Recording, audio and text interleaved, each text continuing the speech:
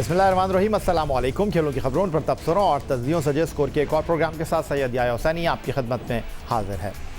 दौरा इंग्लैंड में Pakistan cricket team 2 wicket keepers के साथ एक्शन में होगी और एक तरफ होंगे साबिक टेस्ट कप्तान सरफराज अहमद तो दूसरी जानिब होंगे टीम मैनेजमेंट की आंख का तारा Mohammad Rizwan. Test wicket keeper Sarfaraz Ahmed ने आखिरी टेस्ट जनवरी 2019 में जनूबी अफ्रीका के खिलाफ जोहान्सबर्ग में खेला, जहां पहले इनिंग्स में उन्होंने निफ सेंचुरी स्कोर की तो दूसरी इनिंग्स में वो अकाउंट ओपन किए बगैर पवेलियन लौट गए। गुज़श्ता 7 माह के दौरान टीम पाकिस्तान ने 5 टेस्ट खेले हैं और इन तमाम मुकाबलों में बहैसियत wicket keeper Mohammad Rizwan team Pakistan के विकेट कीपर रहे हैं। रिजवान ने इन 5 टेस्ट मैचों में 35.33 की औसत से 212 रन एक निफ सेंचुरी की मदद से स्कोर किए और बतौर विकेट कीपर 16 कैच भी लिए। नवंबर 2019 में ऑस्ट्रेलिया के खिलाफ ब्रिस्बेन में मोहम्मद रिजवान ने दूसरी इनिंग्स में करियर बेस्ट 95 रन की इनिंग्स खेली थी। अब सवाल यह है कि दौरा इंग्लैंड में टीम पाकिस्तान को आईसीसी टेस्ट चैंपियनशिप के 3 टेस्ट खेलने हैं। क्या सरफराज को इंग्लैंड में टेस्ट टीम में जगह मिल सकेगी? जवाब है कोई इम्कान नहीं है। विकेट कीपर मोहम्मद रिजवान दौरा इंग्लैंड में टीम पाकिस्तान की पहली तरजीह होंगे। हेड कोच और चीफ सेलेक्टर मिसबाह-उल-हक कहते हैं कि सरफराज अहमद ने गुज़श्ता चंद माह के दौरान अपनी फिटनेस और खेल पर बड़ा काम किया है। अलबत्ता हमें ये याद रखना चाहिए कि मोहम्मद रिजवान बेहतरीन सलाहियतों के हामिल विकेट कीपर हैं। हमारी खुशकिस्मती है कि 2 अच्छे विकेट कीपर हमारे स्क्वाड का हिस्सा हैं। जहां तक खेलने की बात है, दोनों के दरमियान सख्त मुकाबला है और हालिया अरसे में टेस्ट मैचों में मोहम्मद रिजवान ने खुद को बेहतरीन साबित किया है। दूसरी जानिब कौमी टीम के बॉलिंग कोच वक्कार यूनुस हैं। उनका कहना है कि मोहम्मद रिजवान की परफॉर्मेंस खासी मुतासिरकुन रही है। सरफराज अहमद की टीम में वापसी पर उनका जवाब था कि डोमेस्टिक क्रिकेट में उम्दा कारकर्दगी इसका बेहतरीन रास्ता है। जहां तक सरफराज अहमद की बात है, पाकिस्तान सुपर लीग सीजन 5 2020 में कोयटा ग्लैडिएटर के लिए उनकी कारकर्दगी इत्मीनान बख्श कही जा सकती है, गैर मामूली नहीं। ये तो जनाब हेड कोच चीफ सेलेक्टर की आपने गुफ्तगू सुनी। अब असल फैसला टीम पाकिस्तान के कप्तान टेस्ट कप्तान अजहर अली ने करना है। उनसे भी हमने सवाल किया और उनसे हमने पूछा कि दौरा इंग्लैंड में टीम पाकिस्तान को 3 टेस्ट मैच खेलने हैं। सरफराज अहमद 25 खिलाड़ियों के उस स्क्वाड का हिस्सा होंगे जो इंग्लैंड के लिए सफ़र कर रहे हैं। क्या टेस्ट मैच में सरफराज अहमद की टीम में जगह बनती है? तो अजहर अली का जवाब सुन लीजिए, उन्होंने क्या कहा। एज नो सरफराज की जिस तरीके से उसने मेहनत की है, जिस तरीके से वो फिट नज़र आ रहा है, वो वक्त दूर नहीं है कि किसी ना किसी फॉर्मेट में उसका कमबैक हो जाएगा इंशाल्लाह। टेस्ट में हो सकता है कमबैक, अजहर अली साहब, टेस्ट में हो सकता है कमबैक। नहीं, अब देखें सरफराज की टेस्ट जब नंबर 1 साइड बने थे तो उसमें सरफराज की बहुत ज़्यादा कंट्रीब्यूशन थी।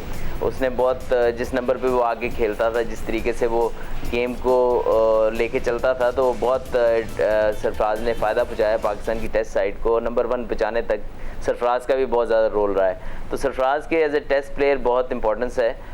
जैसे मैंने पहले कहा फवाद के या किसी और प्लेयर के बारे में, उस तरह ये कहूँगा कि अगर रिजवान को अब लेके आए हैं, रिजवान ने ऑस्ट्रेलिया में अच्छी बैटिंग भी की है, अभी यहाँ पे कीपिंग भी आप देख रहे हैं थ्रू आउट अच्छी कर रहा है, तो हम यकदम से ये नहीं कर सकते कि यार रिजवान को सरफराज, क्योंकि हमारा बड़ा एक्स्ट्रॉर्डिनरी प्लेयर रहा है और अभी आगे भी इंशाल्लाह परफॉर्म करेगा पाकिस्तान के लिए। और जिस तरीके से वो मेहनत कर रहा है तो मुझे उनका बहुत आगे काफ़ी साल नज़र आ रहे हैं सरफराज के, जो कि वो पाकिस्तान को सर्व कर सकता है। तो मेरे ख्याल में अभी फ़िलहाल क्योंकि रिजवान ने परफॉर्मेंस दी हुई है और उसको भी अभी इतने मैचेस नहीं हुए खेलते हुए, तो उसको ज़ाहिर बात है उसको भी फेयर चांस मिलना चाहिए। उसने जब सरफराज पाकिस्तान टीम में था तो उसने पाकिस्तान ए की तरफ से बहुत सारे रन्स बनाए थे, लेकिन क्योंकि आगे जगह नहीं बन रही थी तो उसने वेट किया। अब उसको मौका मिला है और वो परफॉर्म कर रहा है। तो आई थिंक जिस फॉर्मेट में अगर वो परफॉर्म कर रहा है तो आई थिंक उसको भी हक बनता है कि वो पूरा उसको मौका मिले। और सरफराज की अगर क्वालिटीज़ की बात की जाए तो वो बहुत ज़्यादा हैं और इंशाल्लाह मुझे बहुत उम्मीद है कि वो पाकिस्तान क्रिकेट को आगे बहुत ज़्यादा सर्व कर सकता है। सीधा जवाब, साफ जवाब, head coach chief selector Misbah-ul-Haq, bowling coach Waqar Younis और आखिर में आपने सुना पाकिस्तान टीम के टेस्ट कप्तान अजहर अली का। फेयर चांस मिलना चाहिए विकेट कीपर मोहम्मद रिजवान को। पहले वो इंतज़ार कर रहे थे, अब वो सबके सामने खड़े हैं, कारकर्दगी भी दिखा रहे हैं, तो पहले हक उनका बनता है। सरफराज के लिए भी तो अभी पूरा करियर पड़ा है, अभी उनको खिलाना रिजवान के साथ नाइंसाफ़ी के मुतरादिफ होगा। इसके बाद कुछ कहना सुनना बनता नहीं है कि सरफराज टेस्ट मैच में इंग्लैंड में खेलेंगे या नहीं। मिलते हैं एक ब्रेक के बाद।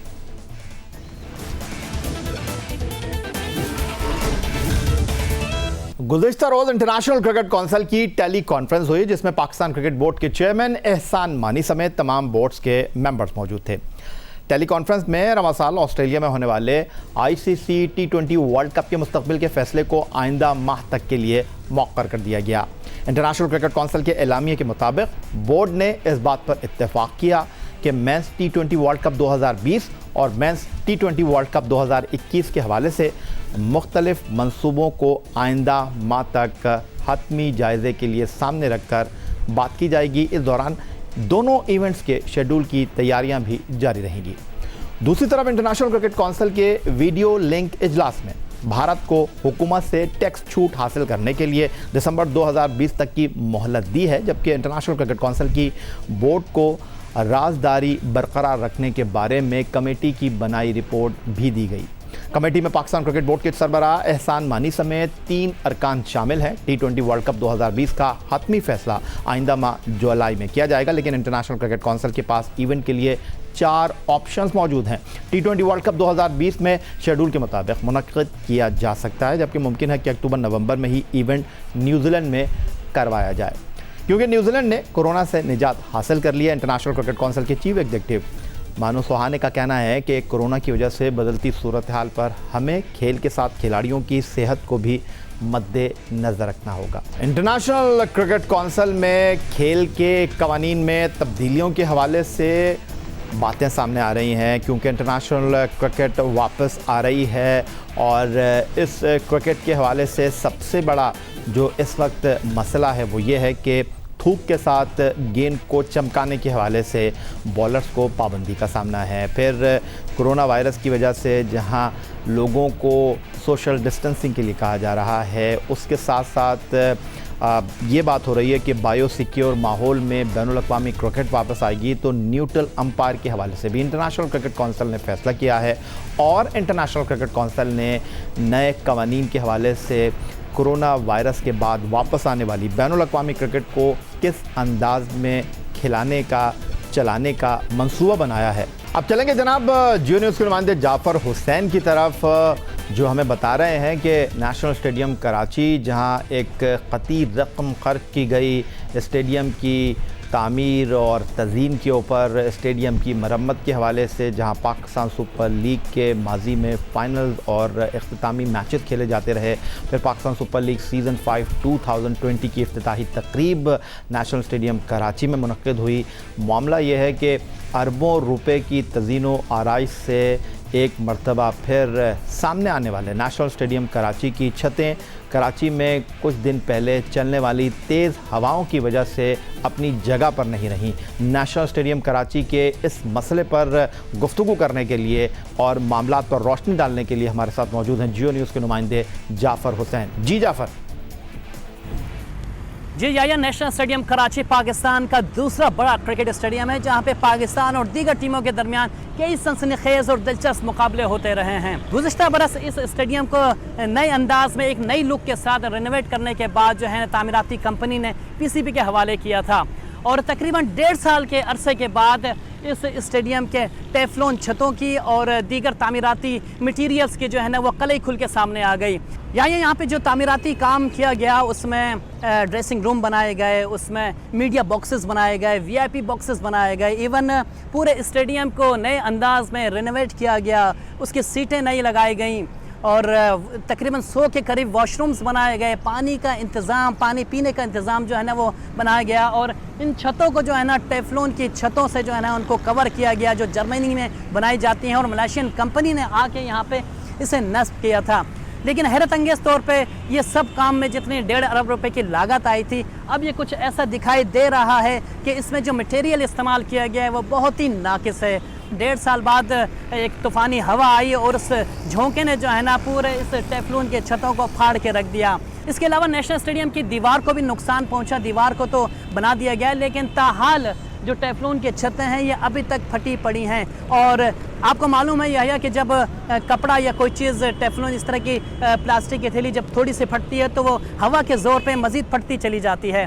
तो ऐसा महसूस हो रहा है, ऐसा लग रहा है, क्योंकि अभी तक इसकी कोई तामीर मुकम्मल नहीं की गई है। तो मैं भी हो सकता है कि और मज़ीद दूसरे टेफ्लॉन की जो दूसरी छतें हैं उनको भी नुकसान पहुँचाए। गुज़श्ता बरस जब तामीराती कंपनी ने नए अंदाज में इस स्टेडियम को बनाने के बाद, रिनोवेट करने के बाद पीसीबी के हवाले किया तो यहाँ पर पीएसएल के मैचेस मुनक्किद हुए। उस दौरान भी एक हल्की सी बारिश हुई और उस बारिश ने सारा जो स्टेडियम है उसे जल थल कर दिया।